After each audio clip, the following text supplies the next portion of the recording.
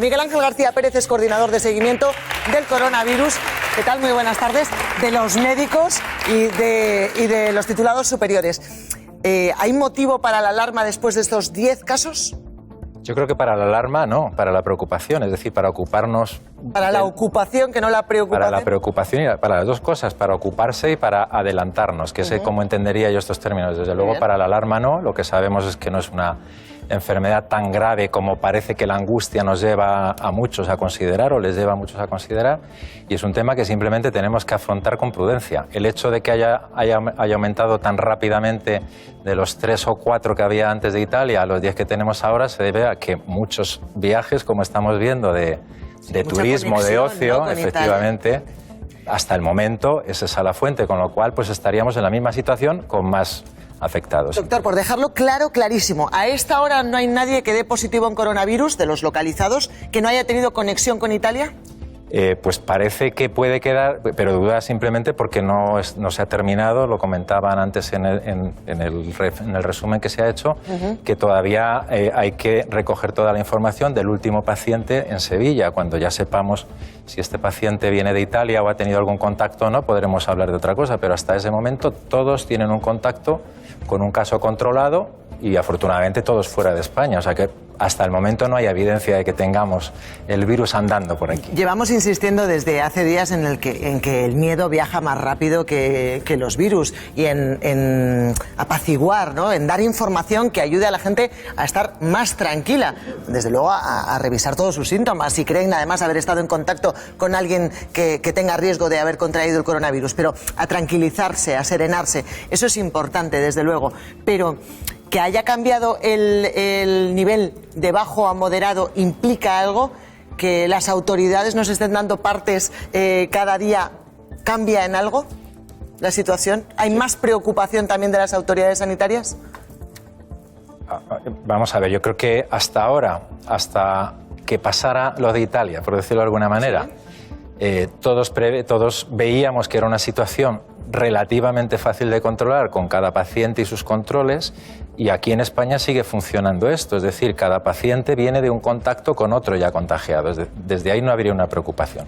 Pero queda la sorpresa de qué es lo que ha pasado en Italia, porque uno entiende que lo que ha pasado en Italia podría reproducirse en algún otro sitio, y de ahí que estemos con la precaución puesta, pero sinceramente la situación de España sigue siendo la de casos importados por contactos claros, ¿no? Entonces, yo creo que no hay más que seguir recibiendo y digiriendo la información con prudencia. Y hay una pregunta que nos tendremos que hacer todos, no solo los sanitarios y no solo los políticos. ¿Queremos afrontar esto con madurez?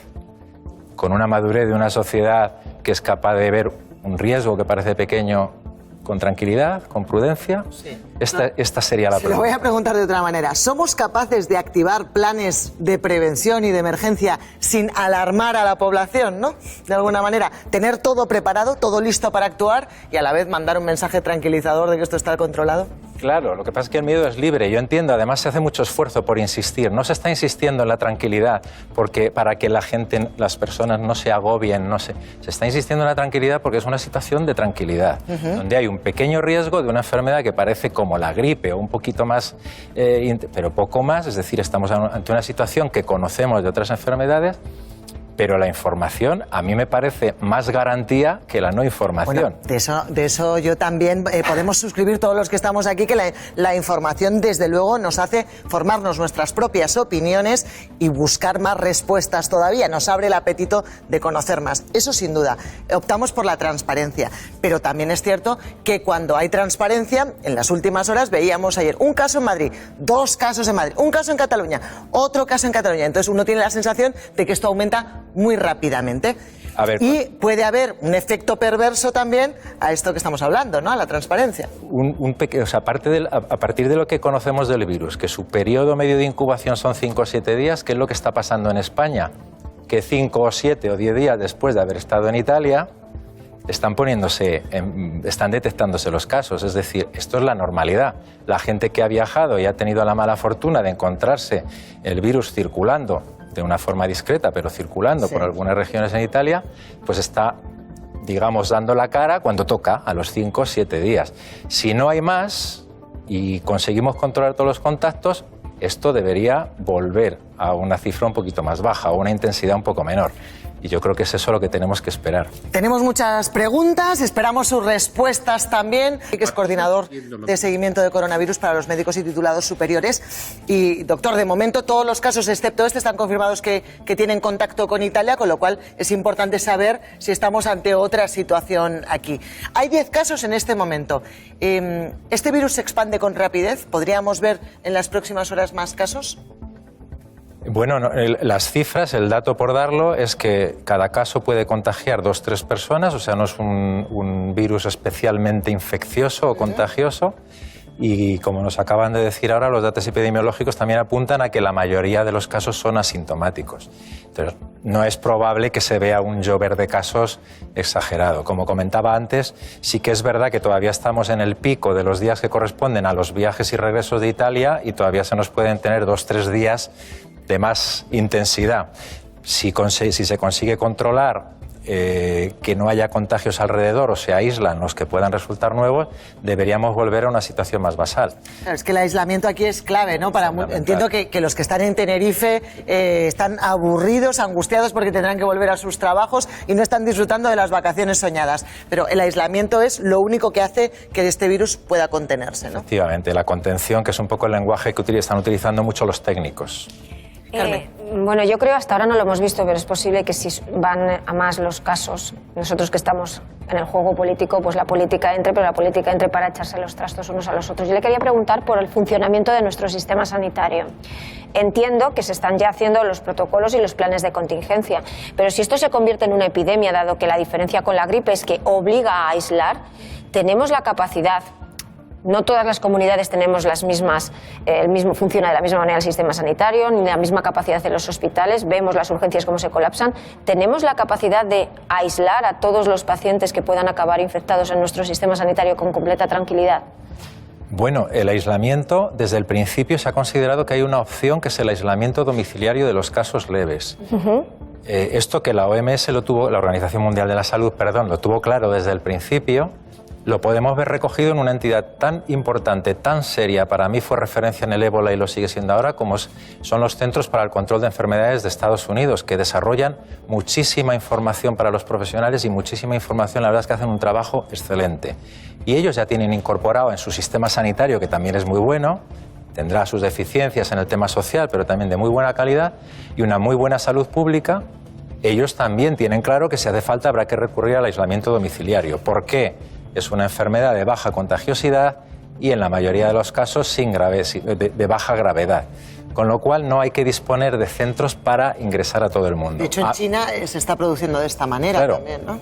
Y ellos se montaron la historia de construir hospitales porque de repente necesitaban muchas instalaciones para atender a sus casos graves, pero han tirado también, digamos, del aislamiento. Pero ahí, doctor, hay que jugar con la responsabilidad de los infectados, de las pacientes, y de hecho lo que estamos viendo hasta ahora, todos, no sé si usted me corrige, todos los casos que hemos conocido aquí en España se están aislando hospitalariamente, ¿no? Y no originan casos, no originan casos secundarios, lo cual quiere decir que hasta ahora esa estrategia está funcionando. Ahora, me preguntaba por los recursos de futuro y a mí sí que hay un tema, a nosotros sí que hay un tema que nos preocupa.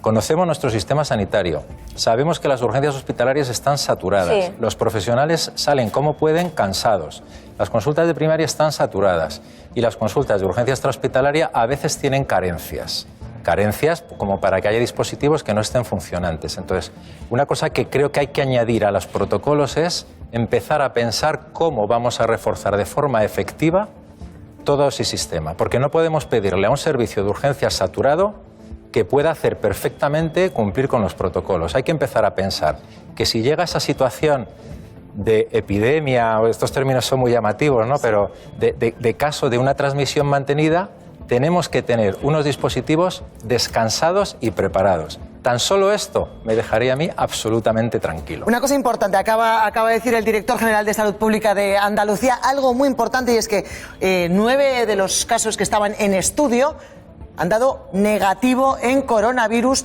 en Andalucía, con lo cual a esta hora hay solo un paciente confirmado y los otros 9 casos han dado no. Con lo cual, doctor, esto es un dato que refuerza lo que estaba diciendo, ¿no? No es un virus que tenga una gran capacidad de contagio, vamos a poner las cosas en su sitio, y desde luego no es un virus que parece que tenga una gran mortalidad. Los 2 casos, los primeros pacientes que se dieron en España, que tenían contacto con China, esos ya han sido dados de alta y eso es un dato que también nos tiene que dar seguridad. Y hay 2 datos de China que nos ayudan también a ver esto con un poco de optimismo. Ya en China el número de casos está reduciéndose, el número de casos nuevos. Efectivamente el acumulado sigue aumentando, pero aumenta a menos velocidad. Inmaculada Salcedo, dándonos 3 claves que, doctor, parecen de catarro común, de una gripe común para la prevención del coronavirus. Habla de 2 cosas importantes, de la letalidad baja y habla también de los casos sospechosos en Andalucía, lo confirmábamos antes de escucharla, esos otros 9 en estudio que han dado negativo en coronavirus. También todo el entorno del paciente, la familia del paciente que ha sido analizada, también ha dado negativo en coronavirus. Y el tratamiento, importante. Ha hablado de tratamiento de neumonía, ha hablado también de que no tienen un tratamiento específico y eficaz, porque claro, es un virus nuevo. Doctor. Sí, además contra los virus no es fácil el desarrollar medicación, no hay ninguna comprobada que tenga eficacia y se están desarrollando e investigando varias alternativas. Probablemente cuando ha hablado de tratamiento de la neumonía lo que se refería es a que se cubren otros tipos de neumonía, ya que hay una serie de tratamientos de soporte, o sea, digamos, no dirigidos al virus, sino a que el paciente supere la situación. Vale. ¿Le cuadra todo lo que... ¿Qué es lo que destacaría de lo que ha escuchado? Pues que no he oído que hay un caso originario en Italia o en China o un contacto de riesgo. Eso es lo que nos falta por saber a esta hora. De los 10 pacientes que hay en España en este momento positivos en coronavirus, sabemos que 9 de ellos han tenido un contacto directo con Italia. O porque han estado allí o porque se han relacionado con italianos. Pero básicamente porque han estado en Italia. El sevillano, el paciente del que estábamos hablando y esperábamos noticias desde ahí en esta rueda de prensa, no han confirmado la forma en la que habría sido contagiado. No sabemos si ha estado en Italia, nadie nos lo ha dicho en este momento. No le puedo contestar a esa pregunta, doctor. Queda la duda por esa razón, porque parece que están hablando del nuevo caso que introdujeron en el protocolo, que es aquellos pacientes con una neumonía grave que no orienten a otra causa, que se les estudie.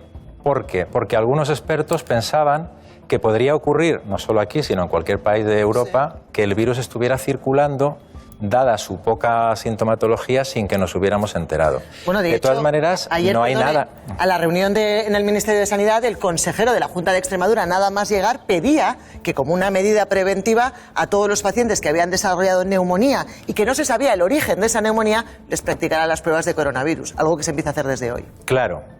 Otra cosa es que probablemente redaccionalmente no sé si está en el sitio adecuado, porque al colocarlo como nueva definición de caso ha generado inquietud en los servicios que tienen que aplicar los protocolos, porque estos casos que teóricamente podrían ser y que van a empezar a analizar, pues se van a analizar unos días después de estar ingresados. Para ellos la pregunta es ¿y cómo protegemos los contagios desde el inicio? Entonces es un tema muy importante. Aguante, doctor, no había viajado al extranjero. Nos lo está diciendo en directo. Repite el director general de Salud Pública que no ha estado en contacto con personas de zonas contaminadas y que no ha salido al extranjero y que no ha adquirido el virus en el hospital. Ingresó con una neumonía, ha dicho también, ¿eh? Estos son datos, doctor, que acaba de hacer públicos el director general de Salud Pública de Andalucía. Claro, y esto obedece a esa inquietud que había, que he comentado antes, que ya llevaban 1 o 2 días diciendo algunos expertos y por eso ayer parece que algún consejero lo defendía. Pero con esto no podemos romper la baraja. Si este es un caso que directamente no ha estado fuera, lo primero que hay que completar la investigación epidemiológica. Asegurar bien los contactos y asegurar que no haya habido un portador intermedio, es decir, alguien que haya podido estar en Italia, que ha venido aquí. Él no ha estado en Italia y no ha estado en contacto con personas en el extranjero, que él sepa, ¿no? Claro. Pero a lo mejor esa es y la puede haber venido uno que está en ese 80% de personas que no da síntomas y que está tranquilamente en su casa. Entonces, creo que esto no es para romper la baraja, sino para profundizar un poco en el asunto, y todavía nos llevará un poquito de tiempo decidir si es un caso cero, como ha preguntado alguna periodista. Sí. O simplemente ha sido un caso de contagio, de importación, digamos, con intermediario. No sé si así queda clara la idea. ¿Con alguien? ¿Es un contagio local? si nos ponemos en ese supuesto, obliga a empezar todo desde el principio, a revisar. Eso sí que obligaría a revisarlo todo desde el principio.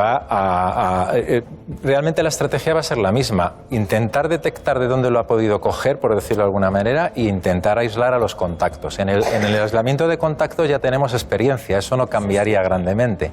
El problema mayor o el problema nuevo sería cómo lo ha contraído y una vez que se puede identificar, si se puede, cómo aislar esa fuente de contagio. Es decir, si ha habido algún intermediario asintomático, es probable que unos días después ya no sea contagioso.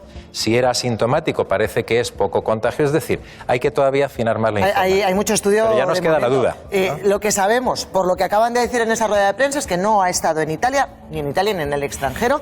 Dice también no haber estado con extranjeros, ni con nadie malo, ni con nadie enfermo. Nos dicen también que no ha contraído el virus en el hospital, con lo cual esto es lo que sabemos ahora mismo de ese paciente de Sevilla. Repito, los otros 9 casos positivos en coronavirus en España sí han tenido contacto con Italia, y eso es algo que también hay que dejar claro en este momento. Surgen muchas dudas después de esta rueda de prensa, doctor. Sí, desde luego. Yo me imagino que también el desasosiego entre la población estará creciendo más si esta persona de momento ha dado este testimonio. Por eso yo quería preguntarle si usted cree que hay que tomar medidas al respecto, porque estamos viendo que están proliferando todo tipo de bulos, que se están agotando las existencias de mascarillas, que la gente corre a comprar geles de alcohol, y quería saber si usted cree que hay utilidad en ello. Creo que con las mascarillas hay un poco de confusión, no son tan útiles como cree la población. Las medidas son sencillas. Mascarillas solo para los enfermos, que hay que evitar que salpiquen, digamos, el ambiente con unas gotas que no llegan más allá de 1 o 2 metros. Lavado de manos frecuente con agua y jabón, o si se tiene con los geles estos hidroalcohólicos, y una serie de medidas de precaución, no toserle a otros a la cara, toserse uno en el codo. Hay que aprender a toser en el codo ya, definitivamente, ¿no? Y lavarse bien las manos en cuanto pueda haber cualquier contacto. Fíjate. Esto es básico ahora y con la gripe. Es básico, a ver si lo aprendemos bien. Esto lo vamos a aprender bien.